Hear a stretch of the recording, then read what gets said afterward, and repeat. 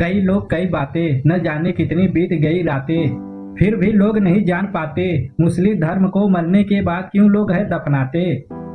ऐसा नहीं है कि सारे हिंदू होते हैं ज्ञानी, उन्हें भी नहीं पता अस्थियां क्यों बहाई जाती है पानी।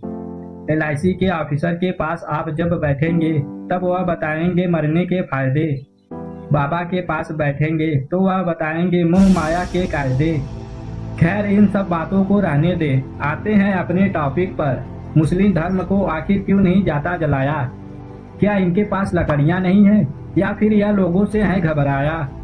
ऐसा नहीं है कि मुस्लिम ही बस मुर्दों को दफनाते, ईसाई भी नहीं है किसी से घबराते, यह भी अपने मुर्दों को है दफनाते।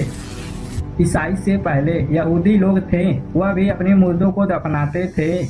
हमने तो आपको पहले ही दिया था बता कि अलग अलग लोग अलग अलग बातें। तो फिर चलिए हम आज आपको सच का सामना करवाते। मुस्लिम धर्म के लोगों का कहना है, उनके रब का कहना है कि इंसान इसी मिट्टी से बना है, इंसान इसी मिट्टी से पैदा हुआ है। हमें तो यही नहीं समझ में आता कि हिंदू धर्म में यह कहा जाता इंसान 5 तत्वों से है बना, तो फिर किसकी बातों का है सही रास्ता? रब या भगवान? कोई बात नहीं, आप मत होइए परेशान। क्या है सच्चाई हम बताएंगे आपको आज। उससे पहले वीडियो को कर दीजिए सब्सक्राइब। आप इन लोगों का मानना है कि इंसान मिट्टी से बना, इंसान मिट्टी से पैदा हुआ, इंसान इसी मिट्टी में लौट कर जाना है। ऐसा माना जाता है कि इनके मुर्दों को कोई तकलीफ ना हो, इसीलिए इन्हें दफनाया जाता है। वही बात कर लेते हैं हिंदू धर्म के बारे में। ऐसा माना जाता है कि शरीर मरती है, आत्मा नहीं, और आत्मा नहीं जन्म लेती है।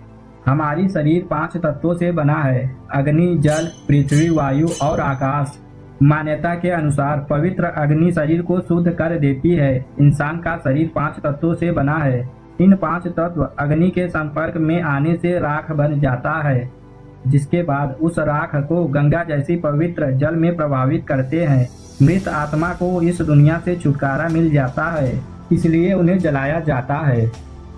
जीवन में जब तक जीवित रहो तब तक अच्छे कर्म करो, क्योंकि जिंदगी में हम कितने सही है और कितने गलत यह सिर्फ 2 लोग जानते हैं, खुद की आत्मा और वह परमात्मा। जीवन के शांति के लिए हम क्यों जाए दूसरों के पास, जब इंसान के अंदर आत्मा भी अंदर है, परमात्मा भी अंदर है, और इस परमात्मा से मिलने का रास्ता भी अंदर है। ब्रह्मा जी की पूजा नहीं होती, लेकिन ब्रह्मा जी मनुष्य के हृदय में निवास करते हैं, तथा जो मनुष्य हृदय उपस्थित ब्रह्मा जी का ध्यान और चिंतन करता है, वही जन्म मृत्यु के बंधन से मुक्त होकर मोक्ष प्राप्त करता है।